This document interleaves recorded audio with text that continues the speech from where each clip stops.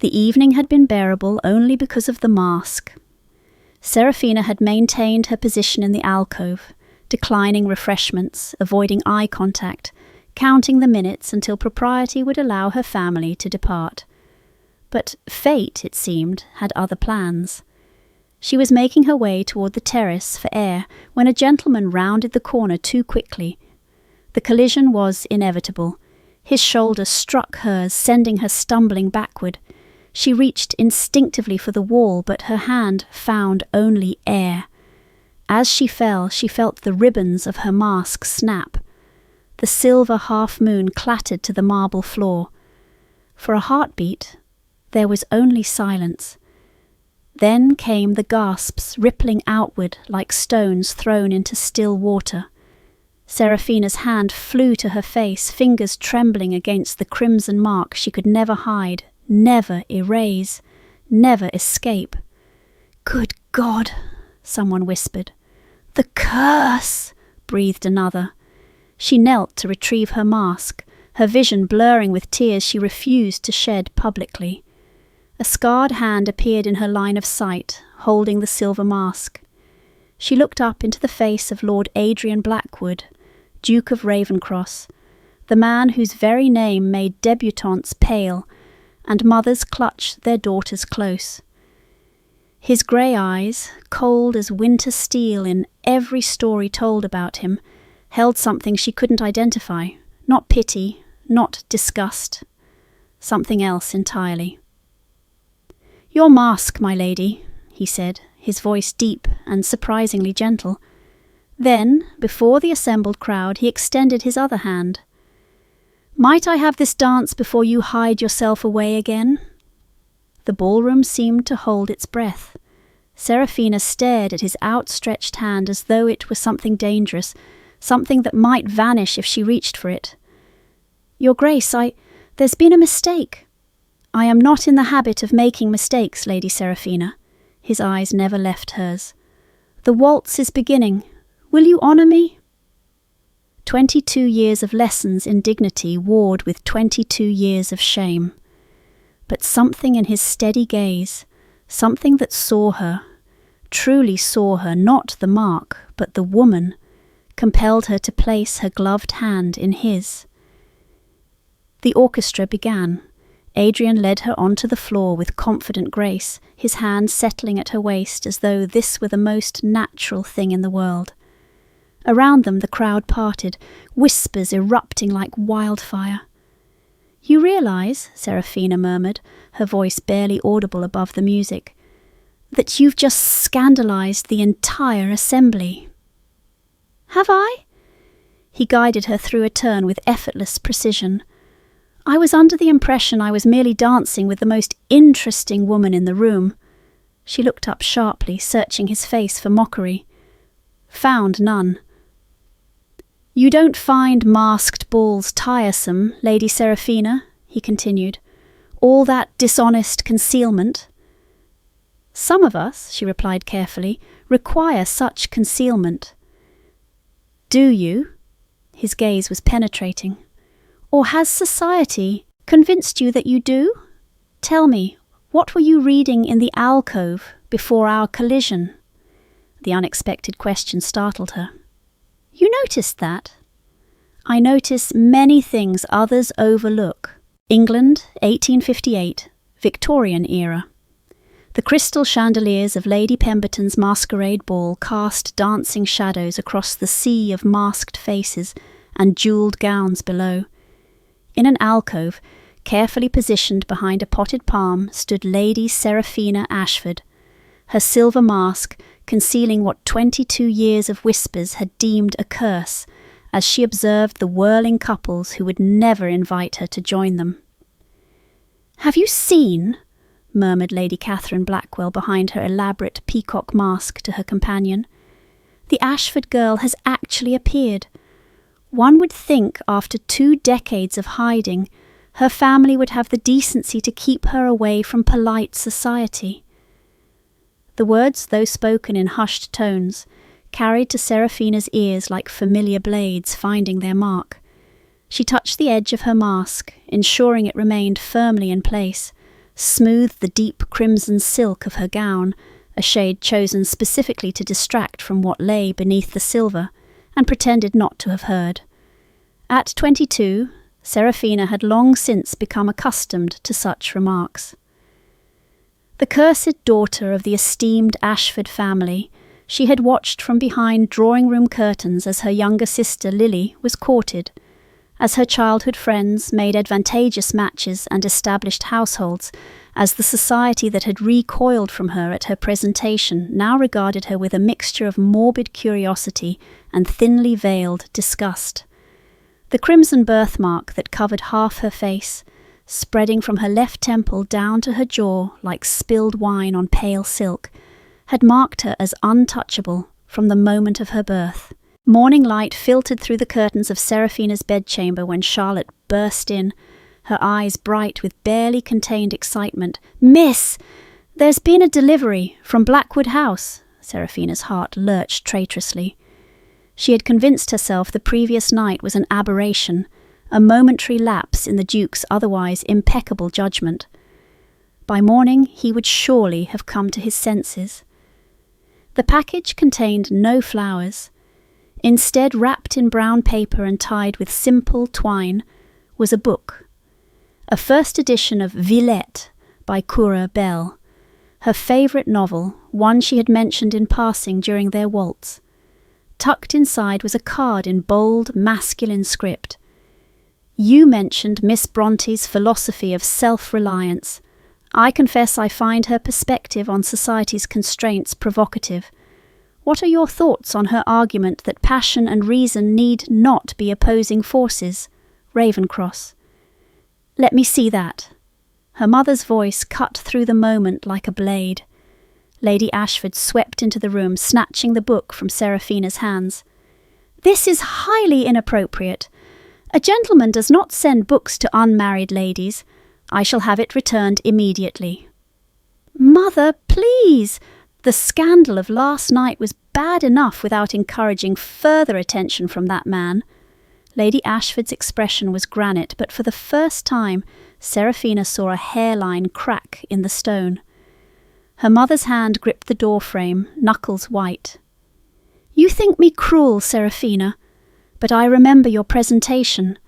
I remember the way the Whistledowns laughed when they thought I couldn't hear.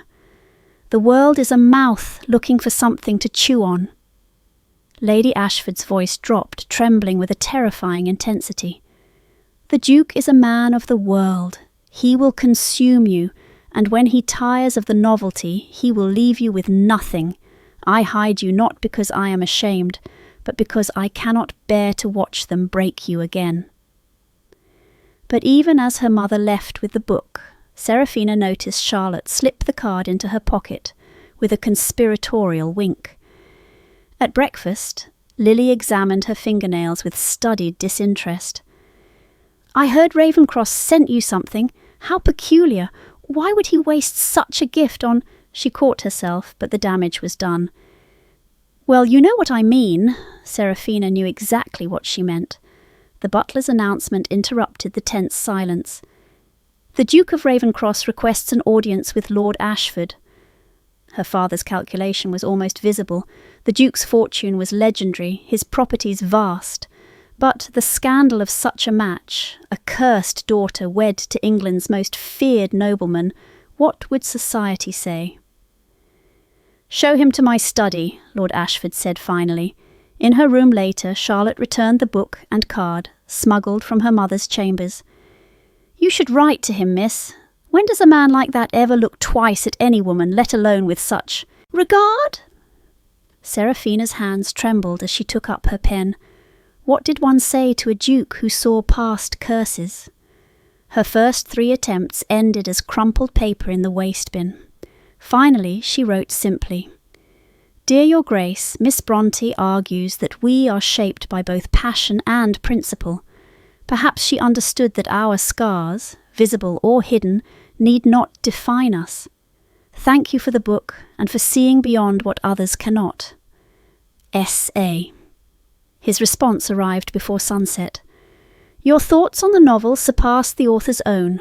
Might we discuss further? Tomorrow, the gardens at 3? Seraphina pressed the note to her chest, allowing herself one dangerous moment of hope. Seraphina arrived at the garden gates 15 minutes early, her courage already faltering. The walled garden behind Ashford House had been her sanctuary since childhood, a place where no one stared, no one whispered. Now she was inviting someone into that sacred space. She had nearly turned back when she heard the irregular rhythm of footsteps on gravel. Adrian approached with a pronounced limp, leaning slightly on an ebony walking stick. In the afternoon sunlight, away from ballroom shadows, she could see the faint scar that traced his jawline, disappearing beneath his collar. "Lady Seraphina?" He bowed, then held out a leather-bound volume. "I noticed you sketching at the ball before our collision. I thought you might appreciate this. Botanical illustrations from my travels in India." Her breath caught. No one noticed her sketching. She had perfected the art of being invisible. They walked the garden paths, conversation flowing with unexpected ease. He spoke of monsoons and mountain ranges, she of the way light transformed ordinary flowers into something transcendent. There was no performance in it, no careful navigation of propriety, just two people talking. "The limp," he said abruptly as they paused beside the rose arbour. "Crimean War. A Russian bayonet infection that nearly killed me. I returned home to find my fiancé had accepted another offer. She said she couldn't bear to be shackled to half a man." His voice was matter-of-fact, but something flickered in his grey eyes. "Society calls me cold and feared. Perhaps we're both reduced to single stories, Lady Seraphina. You are your mark, I am my reputation. Neither of us allowed to be complicated, flawed human." Seraphina felt something shift in her chest. "Your scars are hidden beneath your clothes. Mine announces itself before I enter a room. Are they so different?" He met her gaze steadily. "Both mark us, both isolated us, both taught us that vulnerability is dangerous." Thunder rumbled overhead. Rain began to fall, sudden and insistent. They ran for shelter beneath the drooping branches of the ancient willow, laughing breathlessly. Water dripped through the leaves like diamonds. Adrian's attention fixed on a raindrop's path down a willow branch, tracing its progress with one finger. Not once did his eyes drift to her birthmark, that compulsive stare she had endured her entire life. In his careful non-looking, she found a different kind of seeing, one that gave her space to simply be. "I find your company remarkably easy, Lady Seraphina," he said quietly. "I don't remember the last time conversation didn't feel like a battlefield." "Nor do I," she admitted, and felt the first crack in the walls she had spent 22 years building. "Seraphina!" Lily's shocked voice shattered the moment. Her sister stood at the garden entrance with two friends, all three mouths forming perfect O's of scandal. "Alone? With a man? Mother will—" "Your sister and I were discussing—" "Literature," Adrian interrupted, his voice dropping to that ducal tone that brooked no argument. "A perfectly respectable pursuit." But as the girls fled to spread their gossip, Seraphina knew the whispers had only just begun. The whispers had metastasized into full-blown speculation by week's end. Lady Whitmore held court in every drawing room, her voice dripping with false concern. "One must wonder about the Duke's peculiar fascination. They say men of his dark temperament develop unusual fixations. The poor Ashford girl, she cannot possibly understand what she's involving herself in." Adrian's response was characteristically direct. An invitation arrived by messenger. "Lady Seraphina, would you do me the honour of attending the opera Friday evening? My private box. I believe it's time society grew accustomed to seeing us together. A." "Absolutely not," Lady Ashford declared, crumpling the invitation. "I will not have you displayed like some curiosity in his menagerie." But Lord Ashford's eyes held a different calculation. The Duke of Ravencross's annual income exceeds £20,000. His estates span 3 counties. If he wishes to court Seraphina, I see no reason to discourage him. Edward, the scandal, will be far worse if we refuse him and he takes offence. Her father's pragmatism had always been cold. Seraphina will attend. The Royal Opera House blazed with light and jewels. As Adrian handed her from his carriage, Seraphina felt every eye turn toward them. The birthmark seemed to burn beneath the weight of those stares. In his private box, elevated above the masses, she felt like a specimen under glass. Adrian settled beside her, close enough that his shoulder brushed hers, a quiet declaration of solidarity. "They're not watching the stage," she whispered, her hands trembling in her lap. His gloved hand covered hers, steady and warm. "Let them look. They'll tire of it eventually." But intermission brought fresh cruelty. Lady Pemberton and her daughters swept past, their voices pitched to carry. How charitable of His Grace to provide entertainment for the afflicted, though one wonders what sort of man requires such peculiar companionship. Adrian rose with deadly grace, his voice dropping to ice. "I wonder what sort of women mistake cruelty for wit, Lady Pemberton. Perhaps you might direct your concerns toward your own shortcomings rather than inventing faults in your betters." The women fled. The corridor fell silent. When they were alone again, Adrian turned to her. "I've commissioned a portrait of you." Seraphina's breath caught. "Your Grace, I don't think—" "I want the world to see what I see, Seraphina." His use of her Christian name sent warmth through her chest. "The artist will paint you exactly as you are. No concealment, no shadows." Horror and longing warred within her. "You want my mark, displayed, for everyone to see?" "I want you displayed, brilliant, thoughtful, beautiful you." He leaned closer, his grey eyes intense. "The mark is simply part of the complete picture. Would you ask me to have my portrait painted without my scars? They're part of my story, as yours is part of yours." "But people will—" "Let them!" His voice was fierce now. "Let them see that beauty isn't uniformity, that worth isn't determined by unblemished skin." Seraphina felt tears prick her eyes, not of shame this time, but of something far more dangerous.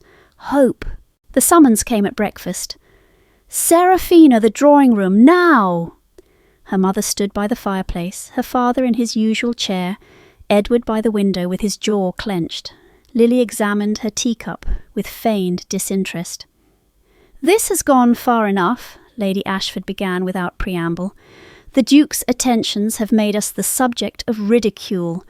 Lady Whitmore asked me yesterday if we were so desperate for a match that we would allow our daughter to be used as some sort of experiment."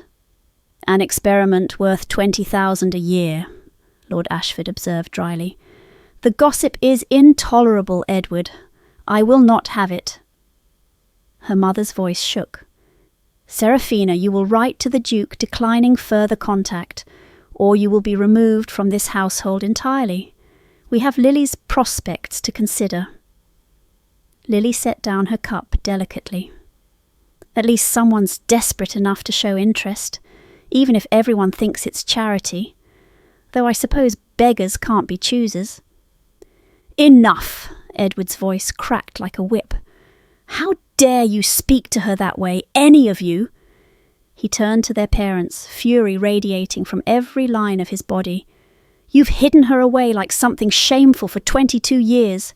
Now a man of rank and fortune shows her genuine regard, and you would deny her that because of gossip?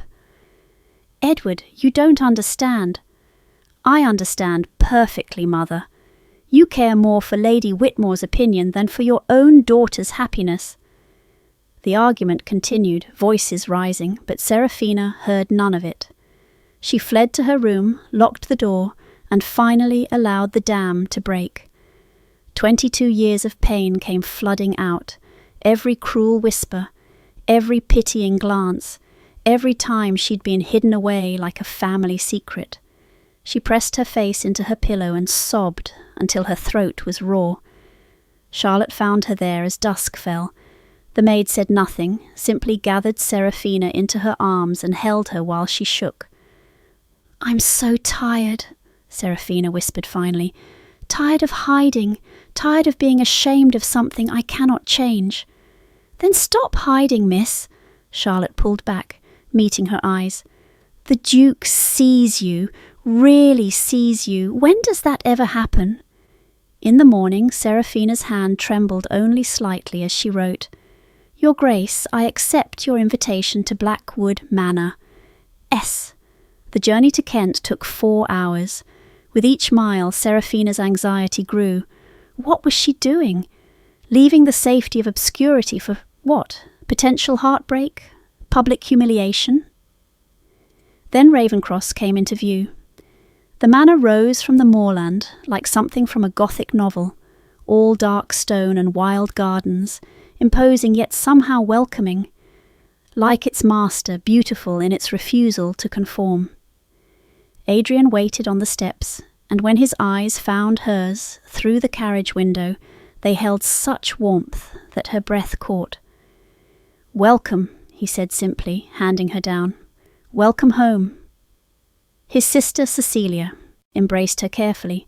"My brother speaks of little else but you." His aunt, Lady Margaret, assessed her with shrewd eyes. "So you're the one who's thawed the Ice Duke. We shall see." Adrian's private library took Seraphina's breath away. Floor-to-ceiling shelves held thousands of volumes, and tall windows overlooked wild gardens where roses grew untamed. This was a sanctuary, she realized, a place where pretense fell away. "I spend most of my time here," he admitted, gesturing to a worn leather chair by the fireplace.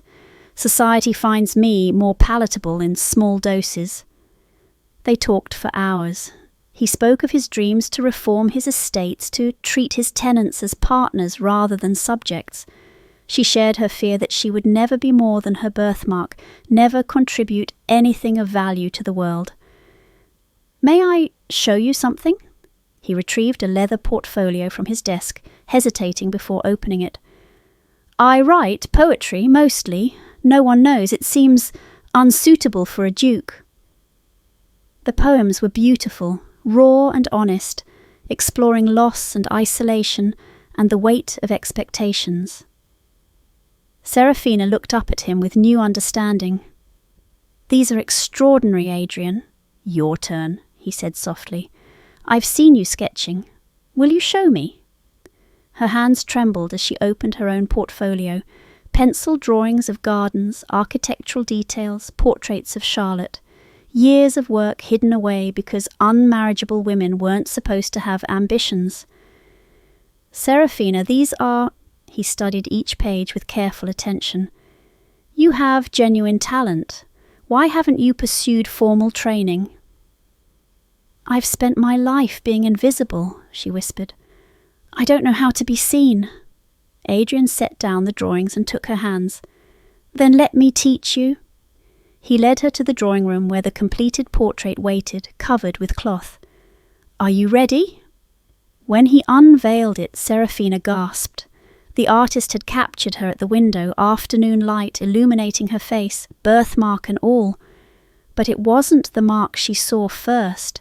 It was the intelligence in her eyes, the strength in her posture, the thoughtfulness of her expression.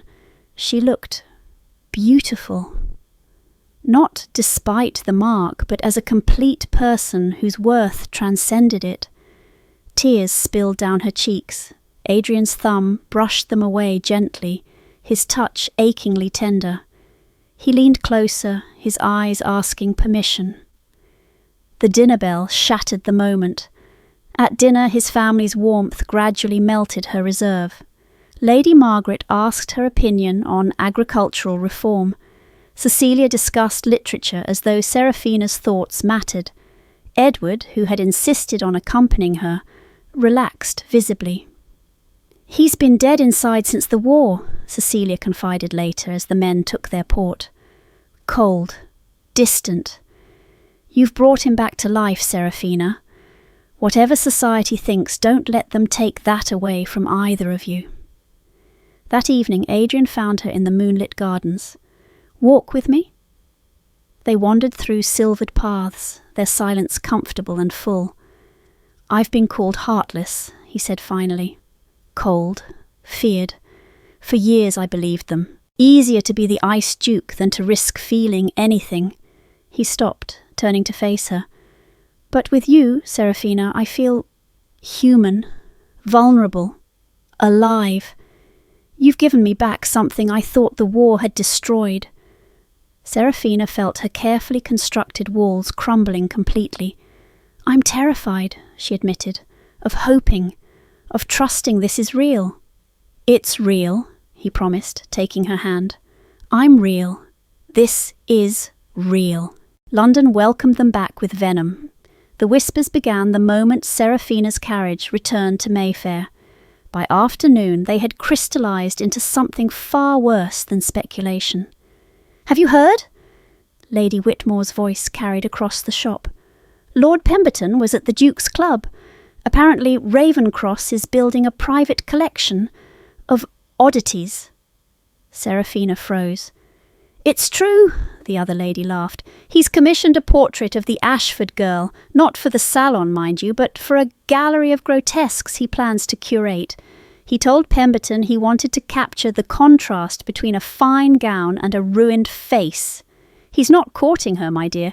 He's studying a specimen." Seraphina's blood turned to ice.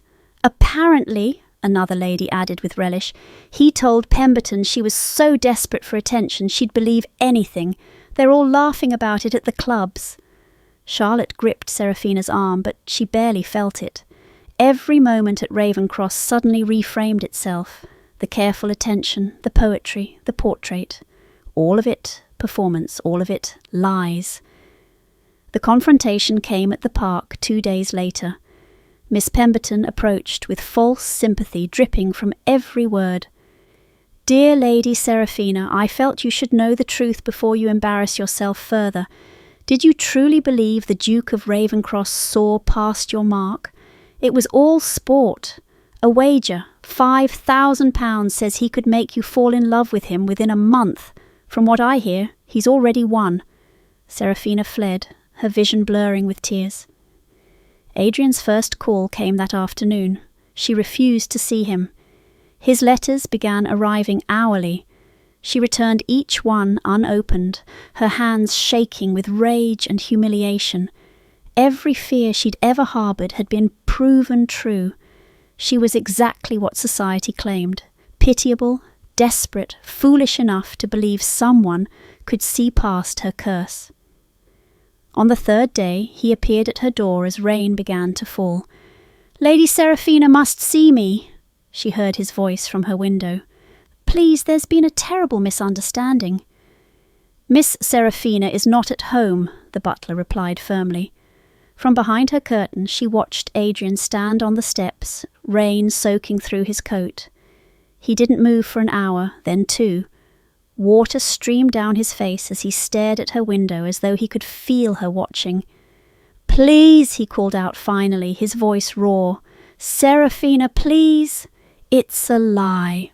All of it is a lie." But lies were all she'd heard her entire life. How could she know which words were true? He left as darkness fell, his limp more pronounced from standing in the cold. That night, Seraphina shattered. Every fragile piece of hope she'd allowed herself to feel crumbled into dust. Charlotte found her on the floor, gasping for breath between sobs, clawing at her birthmark as though she could scrape away the curse that marked her. "I want to leave," she whispered. "London, all of it. I never want to be seen again." Edward burst into her room the next morning, rain-drenched and furious. "It's Pemberton. He fabricated everything, the wager, the betting book, all of it. I have proof. Adrian never—" "No." Seraphina's voice was dead. "I don't care. I'm done, Edward. I'm done hoping." Lily's engagement ball blazed with 1,000 candles, and Seraphina felt each flame like an accusation. She hadn't wanted to attend, but family duty demanded it. One final appearance before she fled to the country estate forever. Her mother had provided a veil, black lace that obscured her face completely. Seraphina wore it without protest. Let the world have its way. Let her disappear. She positioned herself in the familiar alcove, counting minutes until she could leave. Around her, society celebrated Lily's triumph, a viscount's son, respectable if not spectacular, everything Seraphina would never have. The music stopped abruptly. "Ladies and gentlemen," Adrian's voice cut through the chatter like steel. He stood in the entrance, rain-dampened and uninvited, footmen bearing something large and covered behind him. "I apologize for the interruption, but I have a matter of honor to address." The crowd parted, whispers erupting. Seraphina shrank deeper into shadow. "A rumor has circulated regarding Lady Seraphina Ashford and myself. A wager allegedly recorded in the betting book at White's." His voice carried to every corner of the ballroom. "I have here," he produced a leather-bound volume, "the actual betting book. You'll find no such entry. Lord Pemberton fabricated evidence to damage both our reputations." Gasps rippled through the assembly. Pemberton, trapped near the refreshment table, paled. "But that is not why I'm here." Adrian's eyes searched the shadows, found her veiled form. "I would not have accepted such a wager if it had existed, because Lady Seraphina is not a game or a curiosity.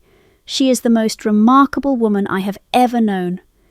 He gestured to the footman who unveiled the portrait. The collective gasp was audible. In the candlelight, Seraphina seemed to glow, her birthmark rendered not as flaw but as distinctive beauty, her eyes intelligent and knowing, her bearing proud. The artist had captured her soul. "This is the woman I love," Adrian continued, his voice rough with emotion. "Brilliant mind, compassionate heart, quiet strength that has endured decades of cruelty with dignity I can only aspire to." He moved through the crowd toward her. "Her mark is no more her defining feature than my scars are mine. We are whole people, worthy of love exactly as we are." He knelt before her hidden form, producing a velvet box. Inside, an emerald ring glinted, his grandmother's, Seraphina knew from gossip, reserved for the woman who would be Duchess. "Seraphina." His voice dropped to intimacy, despite the hundreds watching. "Choose. Hide forever behind veils and shadows, or live fully beside me." The ballroom held its breath. Seraphina stared at the portrait through the haze of her black lace veil. She looked at the painted version of herself. It wasn't a grotesque, as the rumours claimed.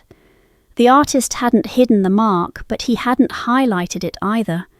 He had highlighted the light in her eyes, the very light Adrian had put there. He didn't betray me, she realised, the air rushing back into her lungs. He immortalised me.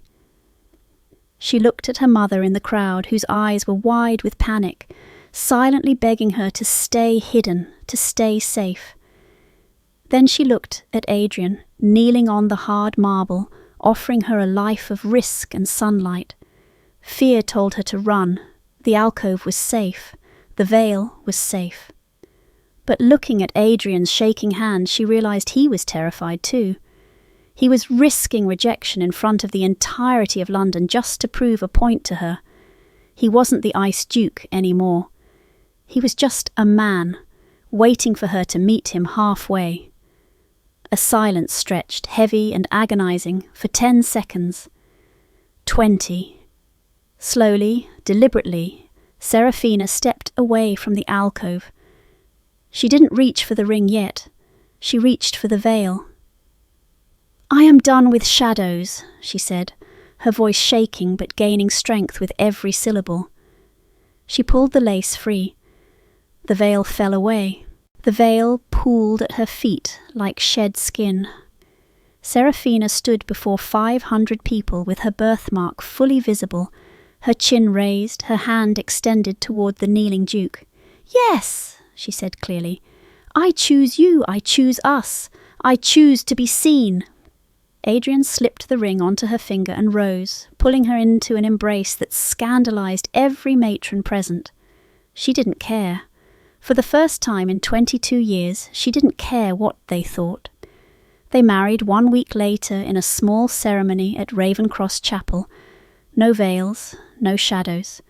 Just Seraphina in ivory silk and Adrian's hand steady in hers as they spoke vows that felt like resurrection. Italy unfurled before her like a dream made tangible. In Florence, Adrian stood beside her in the Uffizi as she wept before Botticelli's Venus. In Rome, they explored ruins hand in hand. In Venice, he taught her to gondola through canals at sunset, laughing when she nearly capsized them both. Live fully, he urged, and she discovered what that meant. Horseback riding across Tuscan hills, attending salons where artists debated aesthetics, sketching in public squares while Adrian read poetry beside her, his presence a quiet anchor. When they returned to England, Seraphina was transformed, not in appearance, but in bearing.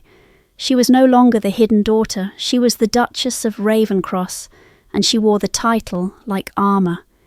The Ashford Foundation opened 6 months later, dedicated to children with visible differences. "You are not your scars," became its motto. "You are whole, worthy, and seen." At the charity gala 1 year after their wedding, a small girl approached Seraphina hesitantly. A port wine stain covered half her face, and she kept one hand raised as if to hide it. Seraphina knelt, bringing herself to the child's eye level. "What's your name, darling?" "Emma, Your Grace." The girl's voice was barely audible. "Mama says I have a mark like yours. We match, don't we?" Seraphina smiled, touching her own birthmark gently. "Do you know what this means? It means we're part of a special group of people who learned early that worth has nothing to do with appearance. Your mark is just part of your story, Emma, not all of it, not even the most important part." The girl's hand slowly lowered. "You're beautiful, Your Grace." "So are you, sweetheart, so are you." Across the room, Adrian watched his wife, radiant, confident, transforming a child's shame into hope with simple kindness. His chest tightened with love so fierce it stole his breath. That night, in their private chambers, Seraphina turned to him. "You've given me not just love, but life itself." Adrian pulled her close, pressing his lips to her birthmark tenderly. "You gave me the same. I was dead long before the war ended. You brought me back." Their son arrived the following spring. James Edward, born healthy and perfect, with a small strawberry birthmark on his left shoulder. They took turns kissing it, whispering promises that he would always know his worth, always be seen, always be loved exactly as he was.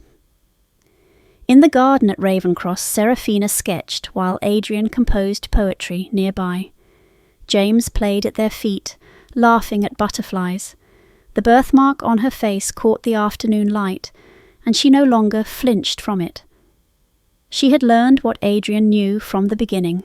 Love sees the soul, not the surface. And their courage, to be vulnerable, to be seen, to choose hope over hiding, had changed not just their lives but the world's understanding of what it means to be beautiful, to be worthy, to be fully, magnificently human.